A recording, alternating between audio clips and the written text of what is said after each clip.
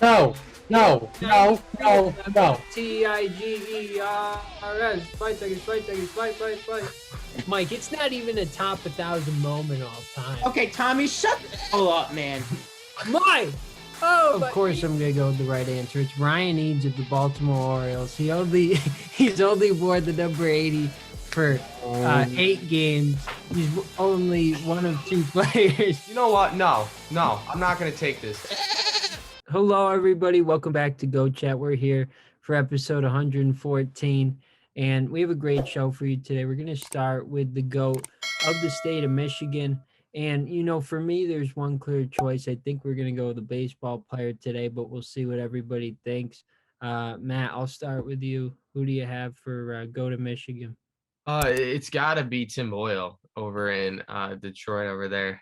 Shout out to him. He almost won his first game.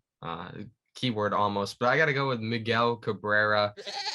It's pretty easy for me. Like you said, Tommy, 2-time MVP, 11-time All-Star, 7-time Silver Slugger, Triple Crown, won the World Series in 2003, 4-time batting title.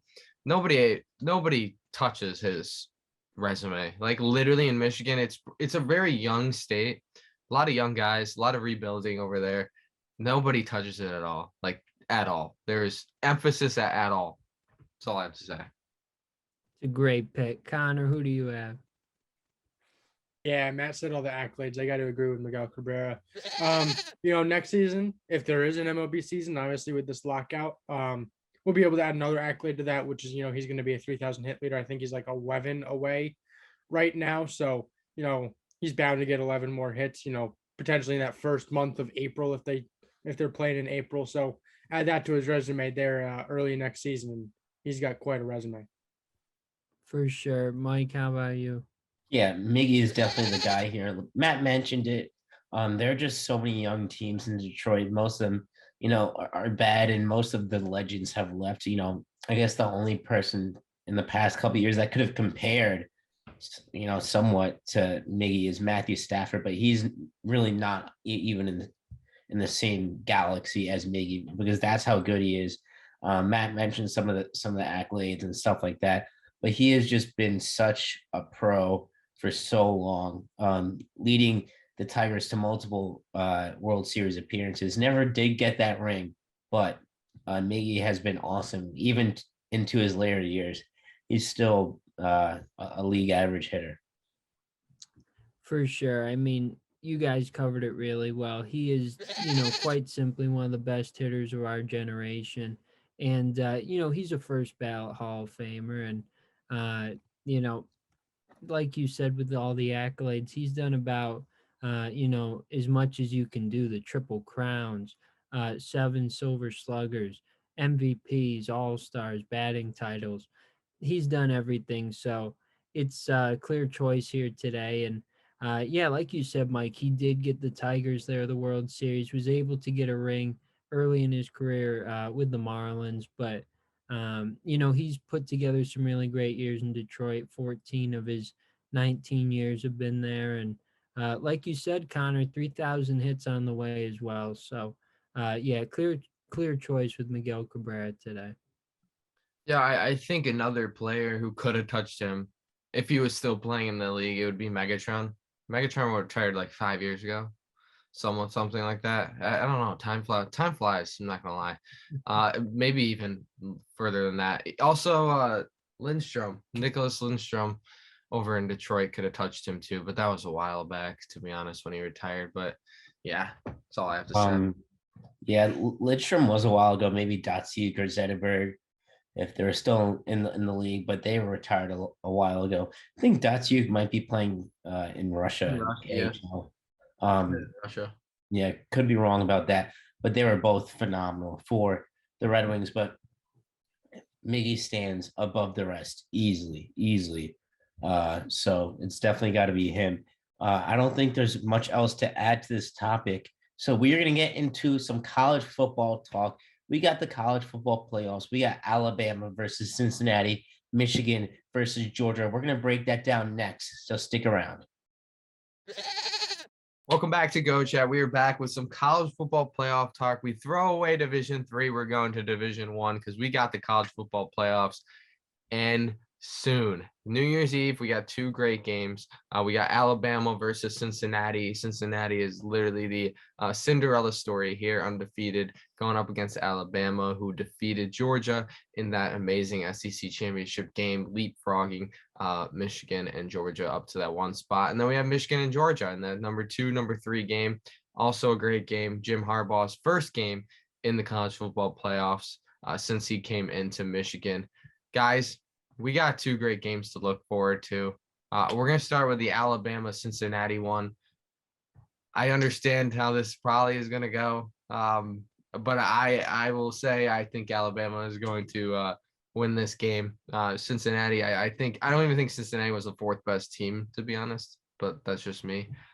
They do deserve a spot because of how things went, but Bryce Young and Alabama are just going to look and then steamroll them. I would say, I don't know the line, but I would say they're covering it. The line is 13.5. That's I big. will say they're covering it. I will say they're covering it. I think they'll cover. I don't think it's going to be a total blowout. I do think Cincinnati is the most formidable non-power 5 school we've seen in a long, long time. Even UCF back in the day, they were really good, but I don't think they were on Cincinnati's level as they are right now. I think Cincinnati is going to put up a fight, but ultimately, I think Alabama is going to come out of this game winning by probably 2 touchdowns.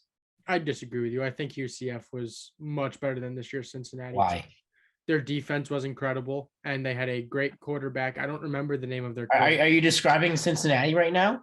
Cincinnati, who allows like less than like 15 points per game, and Cincinnati No, was no, Desmond no, Ridder, no, no. who could go in the first round in the NFL draft. What year was this UCF team?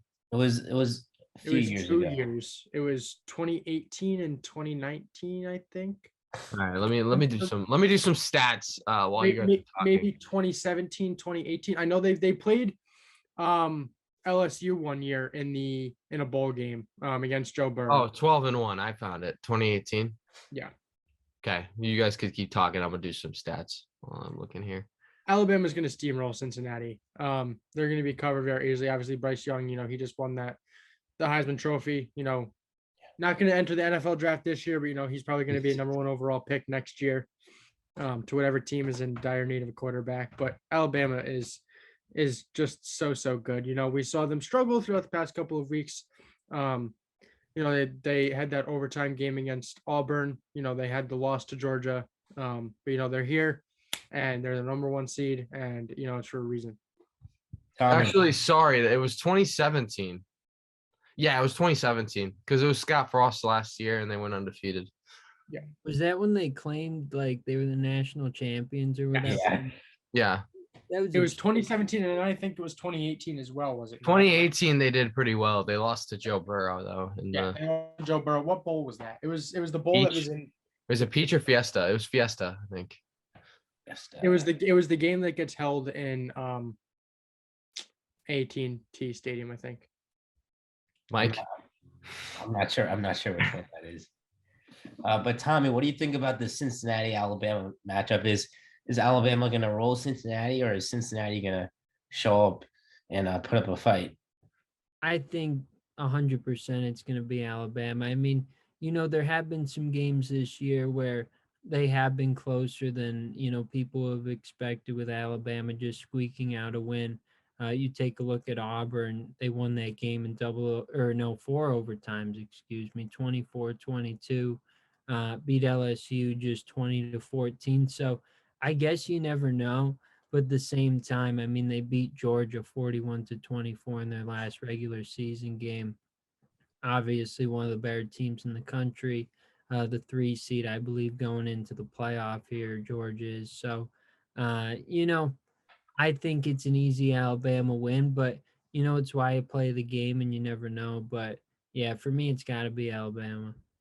Yeah, it seems like we're all taking Alabama here, on differing levels of dominance, but seems like we all got Alabama here. Now moving over to a more contested matchup between Georgia and Michigan. Georgia, the former number 1 team, they got knocked off by Alabama after kind of an embarrassing win in the SEC championship game. And Michigan, after losing to Michigan State in the middle of the season has just been rolling.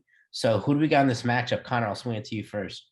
Yeah, I think it's Georgia. I think we're going to see, another, uh, excuse me, another rematch there in the college football championship between Alabama and Georgia. They've been the two best teams in college football all year. Kirby Smart has done a fantastic job with this Georgia football team, and obviously going up against the best, college football coach in history, and Nick Saban. He will do anything he can, to continue to get his team there, and win that national championship game.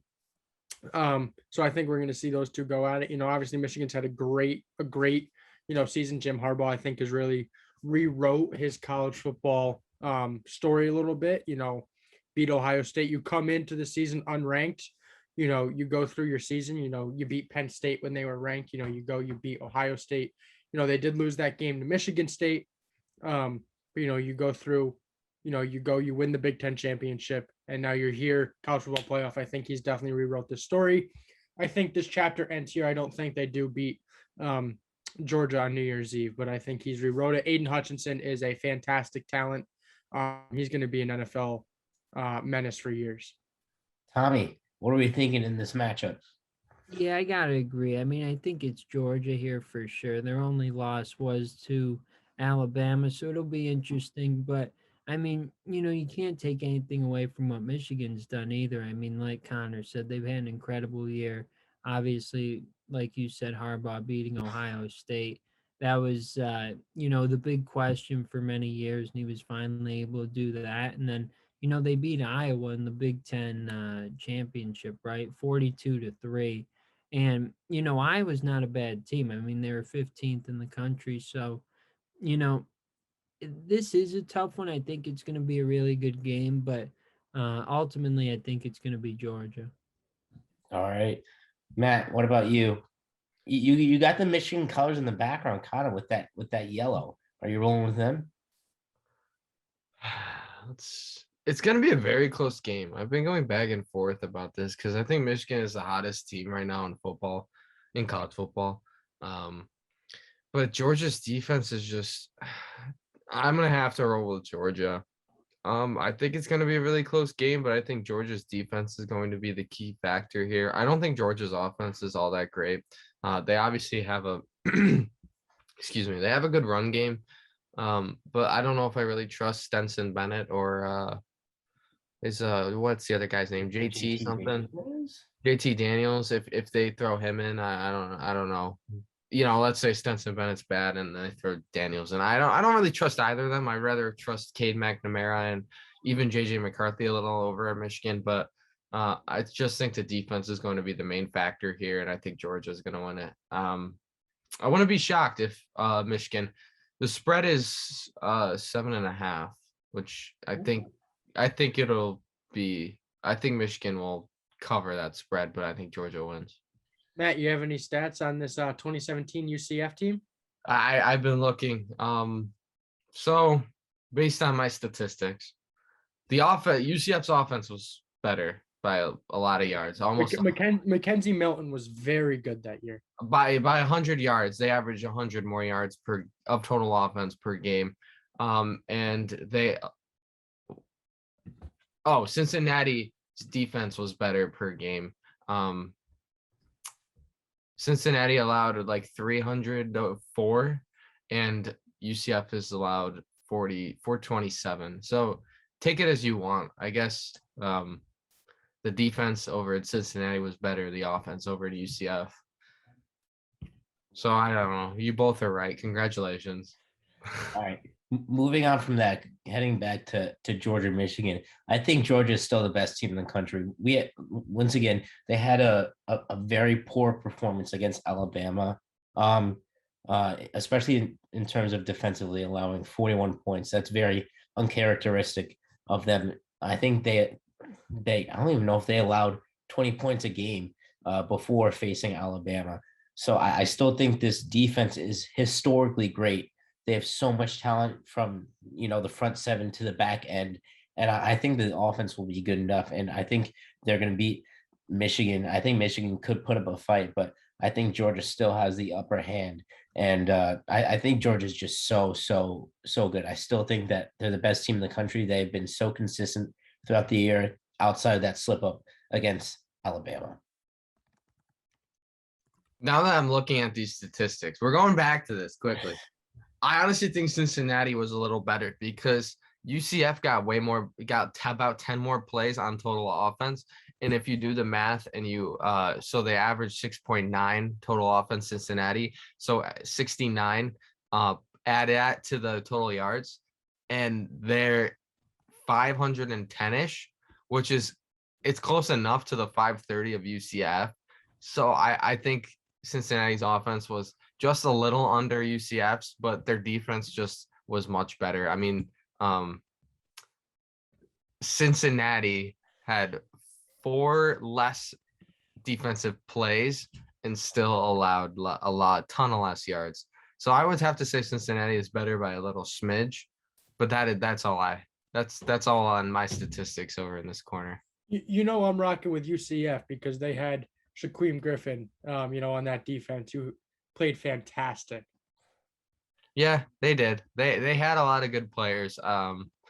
Desmond Ridder and Mackenzie Milton, both great quarterbacks. But now going back to the college football playoff, we're going back to the present, 2021. Gonna be 2022 at this point. We both have a consensus: Alabama versus Georgia rematch of the game. Now I'm interested to see who you guys think is going to win the college football playoff. Mike, I'm going to go to you because you said Georgia was the best team. You believe is the best team in college football. Do you think they're going to rewrite the past game and win this one, the one that matters the most? I do. I think they will ultimately win the whole thing. Alabama, they played a great game against Georgia and stuff like that, but I just don't, they have not been consistent enough throughout the whole season, especially defensively. The offense still, has been really good throughout the season, but in terms of defensive lead for Alabama, they have really not, been very, very good. I think Ole Miss, they allowed 40 plus points. That game against A&M in which they lost, they allowed a lot of points as well. Really, the only slip up the offense has had was that game against Auburn where they nearly lost that one again. So they've had a lot of very, very close games against not very formidable opponents, while Georgia has completely dominated everyone throughout the whole year, except for that Alabama game. I think Georgia's going to get back to doing that. All right, Connor, what do you think? I think Georgia deserves to win the game. They've been the top team in college football all year, but they're not going to. Alabama's going to win. Alabama gets the national championship. Nick Saban will be able to outcoach Kirby Smart, in my opinion. He's the best coach in college football history, and he'll be able to get it done. And Mike, I look at Alabama's season for a second. You say they've had a lot of close games against non-formidable teams, right?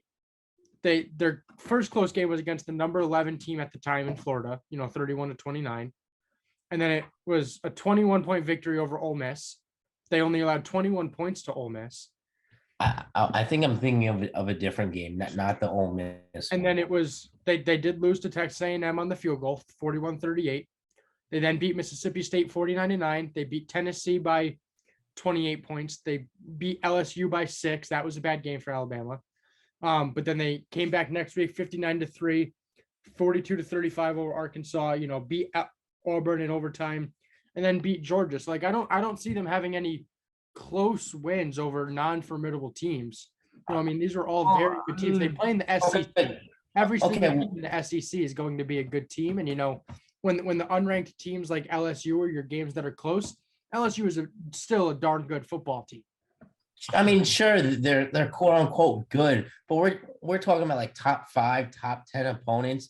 You mentioned Florida, who just lost to UCF in a bowl game. Florida just sputtered out by the end of the season because they frankly are just not that good of a team. You also mentioned LSU. They are not a good football team, even without Coach O there. He's frankly not a good coach. He's not a good coach. You're mentioning 59-3 against New Mexico State.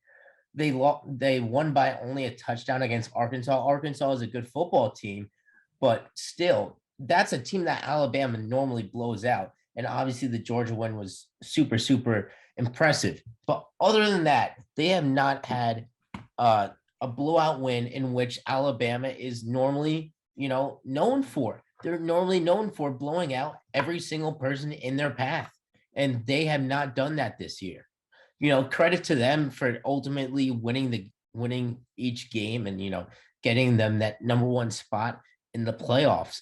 But I think when you look at the consistency throughout the season, Georgia has consistently battered every team while Alabama has not. Anyways, Tommy, what is your opinion? Is it going to be Alabama? Is Nick Saban going to get his bajillionth ring, or is Kirby Smart going to get his first one? I think it'll be Alabama here. I mean, you go back to that game, the last regular season game, or maybe it was the SEC championship. SEC championship.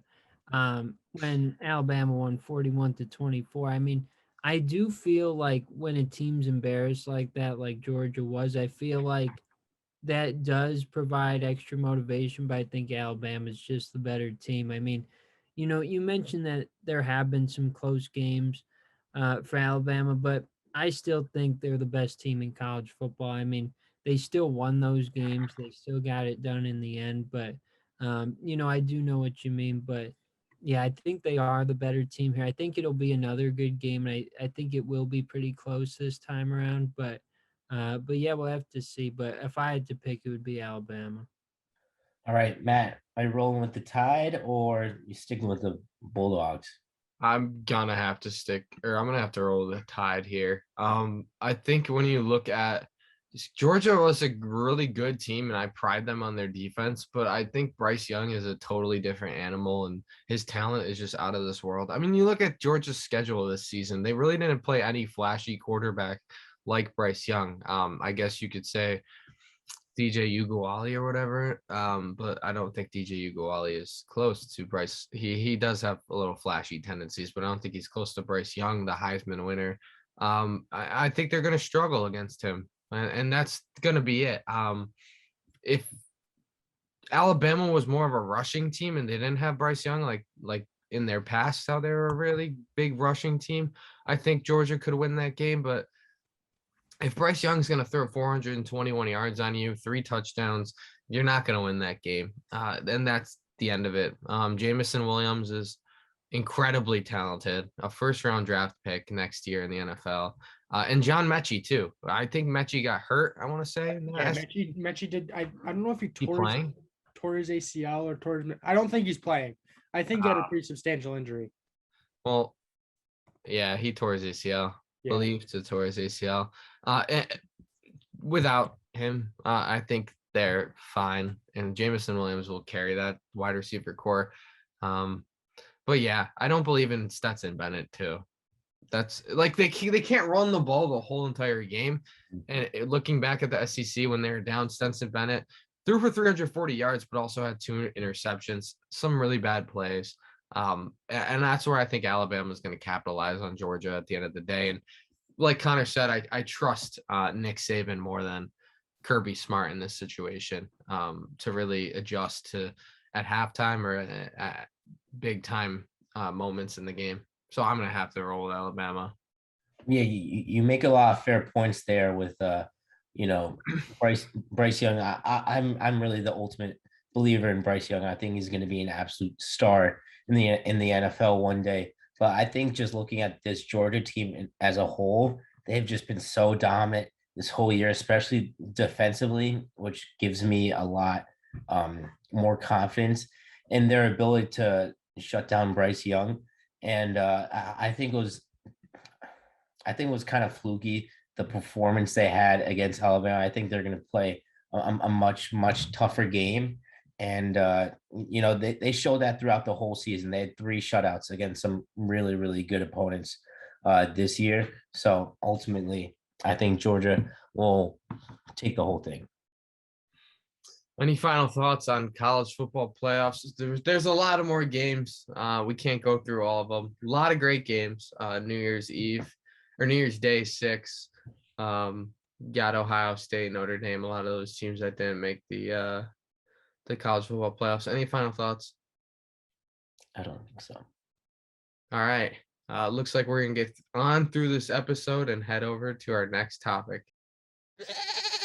Welcome back to Go Chat. We are back with some Go picks closing down the season. We have 6 more games. Tommy is only 3 behind me.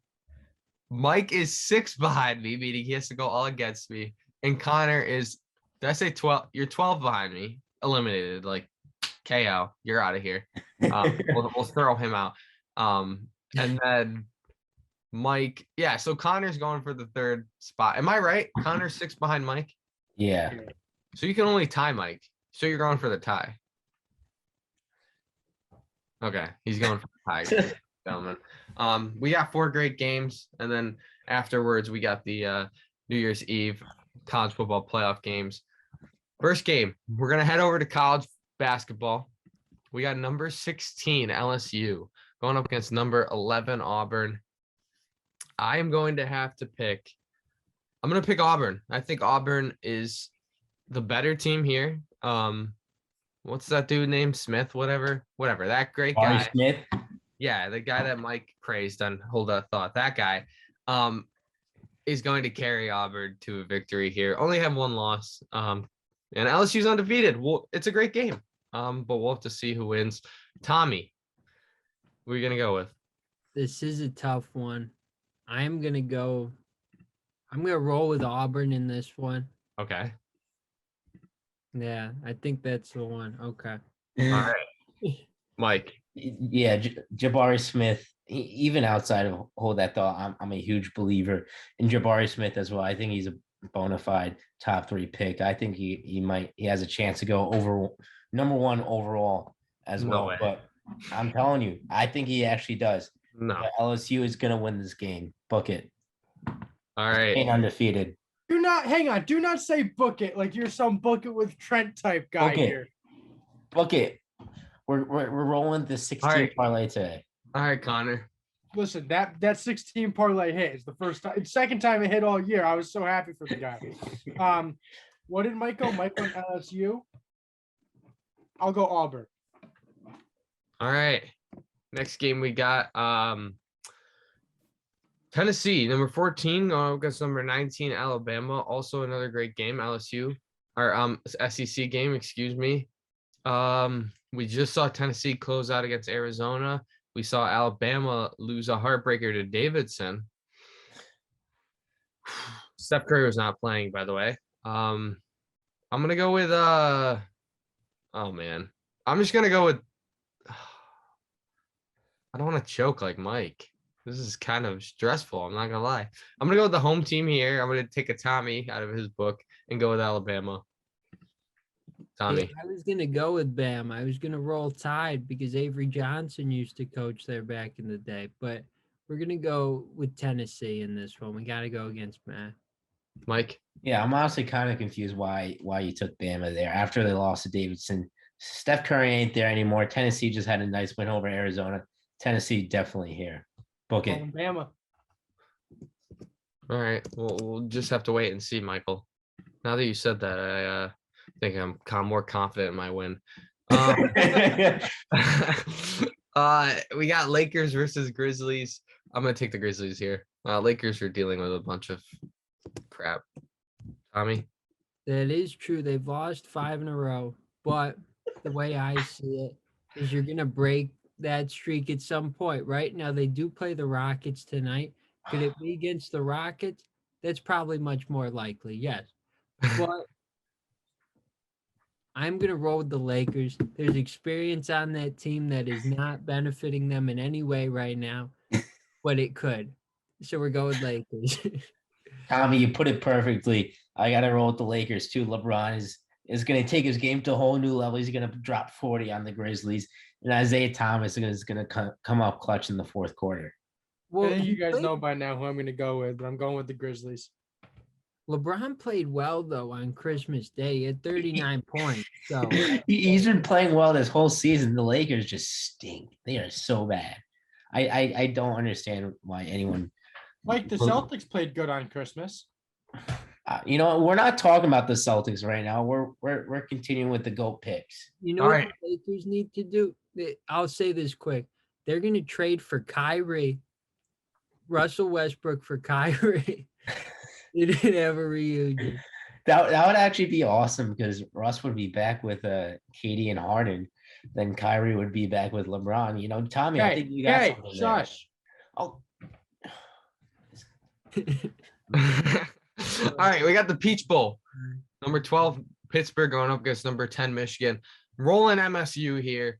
Tommy. Yes, Michigan State to clarify, not Michigan. Michigan's playing in the college football playoff. Okay. Let's Sorry. see. I'm gonna go with Pittsburgh, even though Wait, who did Matt pick? I picked What? MSU. I said MSU. Even though Pickett is not playing in this game, I still have faith.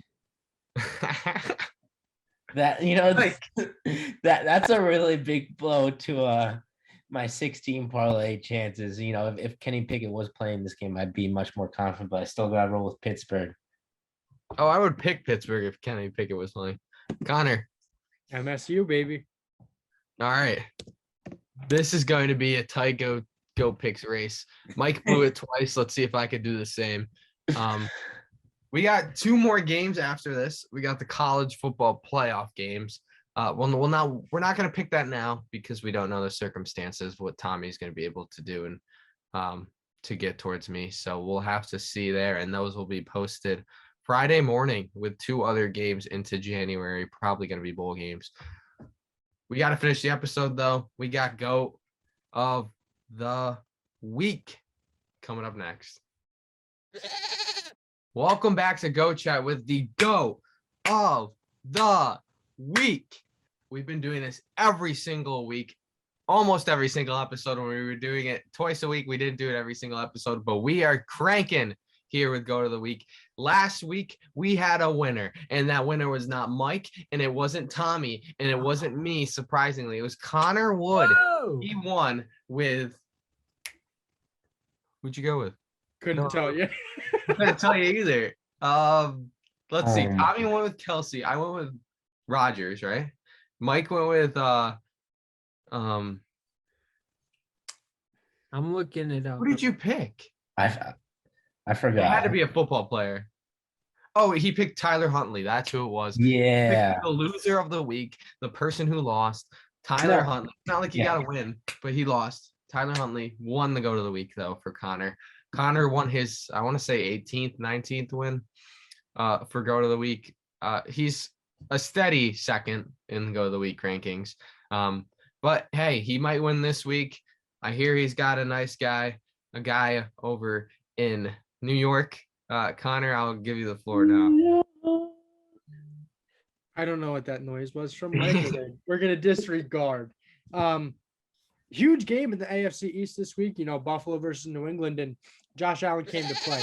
You know, 314 yards through the air, 3 touchdowns, and he used his legs. He was the Bills rushing leader with 12 carries for 64 yards. You know, accumulating 375 total yards and 3 touchdowns. You know, Josh Allen came to play. You know, this was a huge game for Buffalo. It really gave them the edge now to push them back in front towards that AFC East division title. So huge game for Josh Allen, huge game for the Bills, led by their franchise star. Josh Allen is the GOAT of the week. Yes, I think the Bills retook that AFC East after the Patriots losing 2 in a row. A little overhyped Patriots, I would like to say. Pretty easy schedule prior. But the Bills are back in the AFC East spot. I'm going to go with Mike here. Tommy doesn't look like he's paying attention, so we're going to go with Mike here. No, I couldn't find the stats online, so I was going to the ESPN app. I'm looking up my stats for Giannis. Oh, I just said who I like. Well, you can go ahead, Tommy.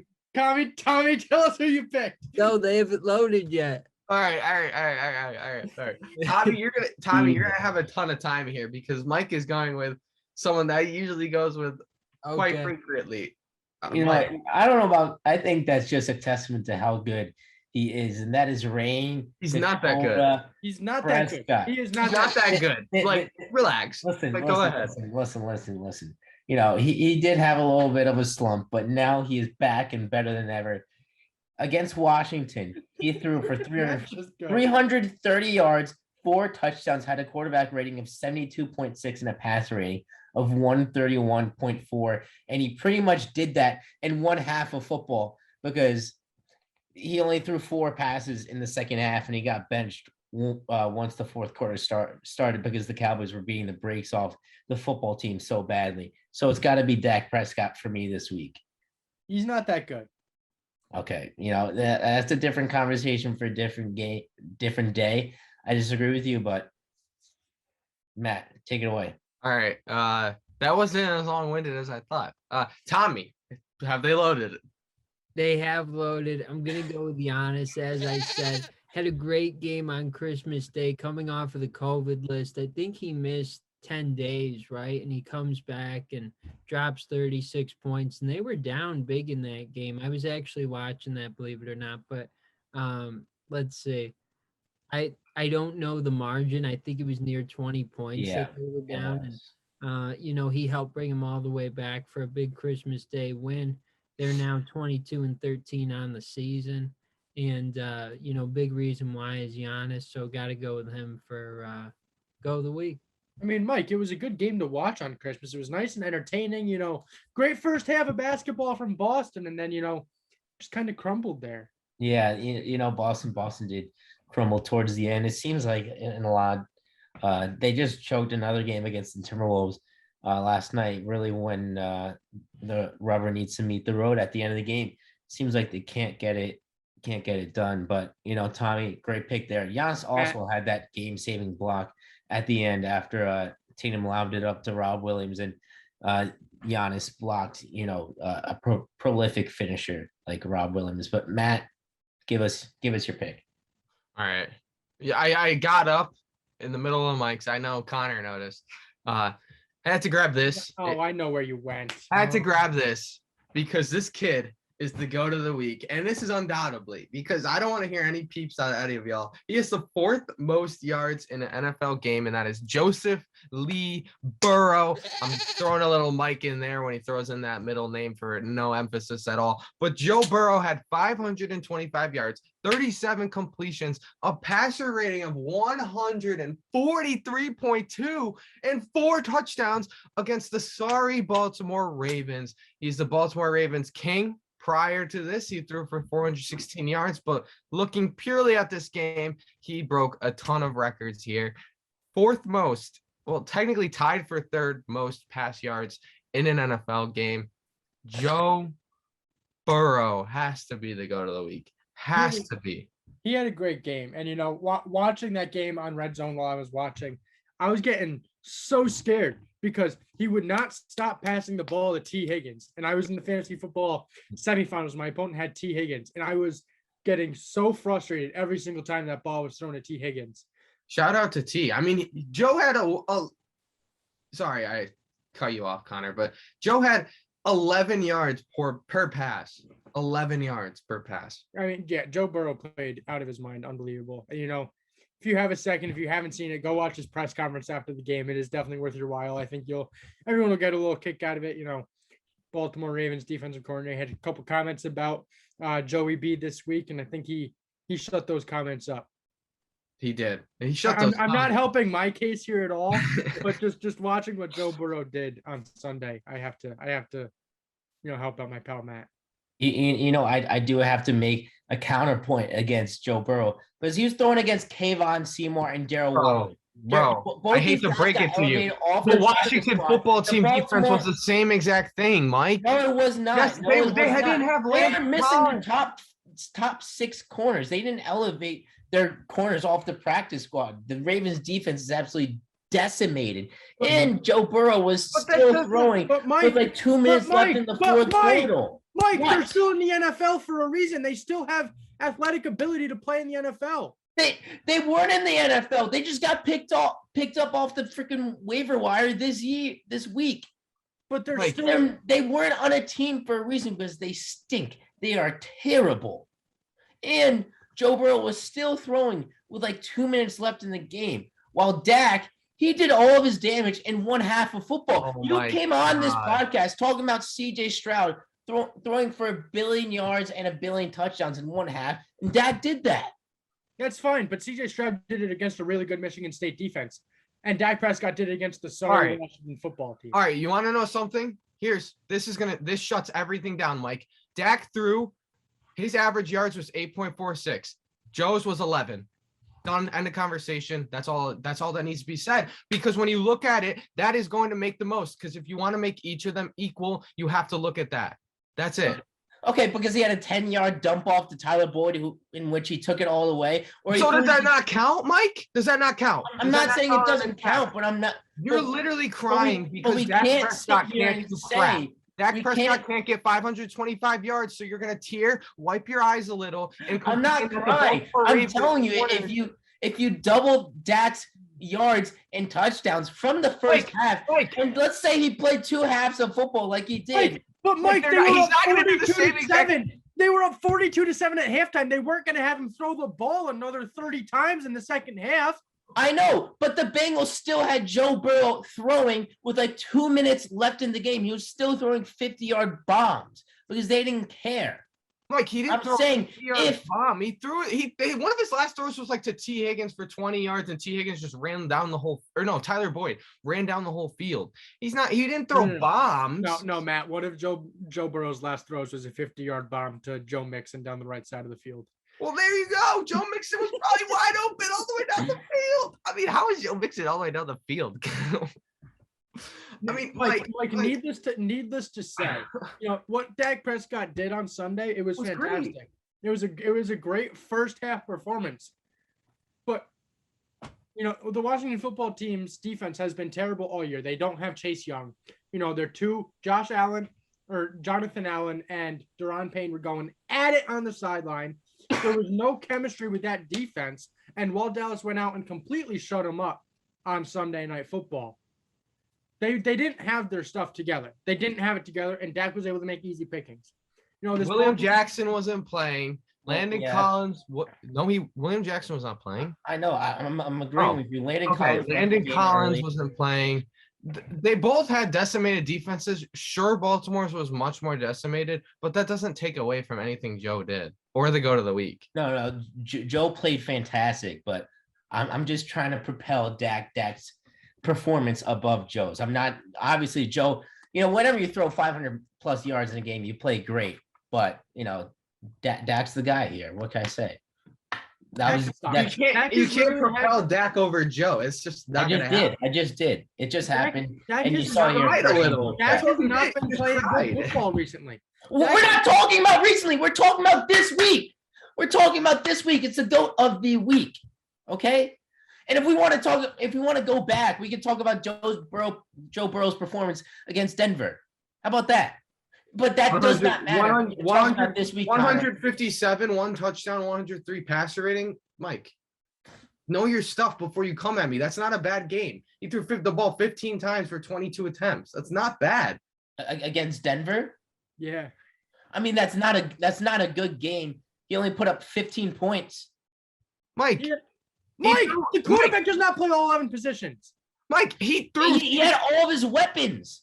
Mike, he threw the ball 22 times, completed 15 of those. That's 68%. That's not bad. 157 yards is not awful, and 1 touchdown is good.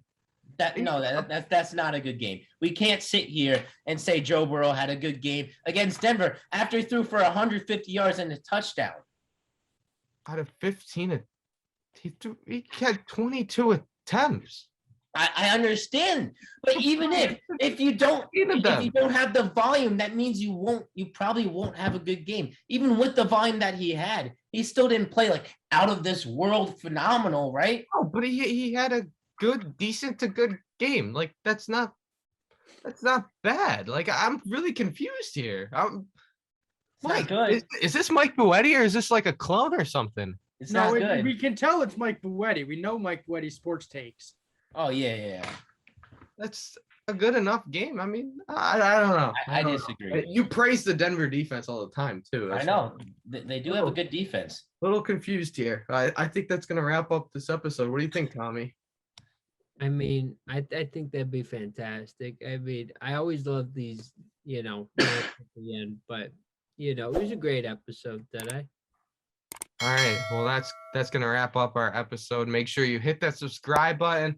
Follow us on Instagram. Follow us on TikTok. Anywhere that you can find us. And hey, I mean, we'll see you guys. It's been kind of weird. We haven't been uploading on Saturdays, but we'll see you guys next time then.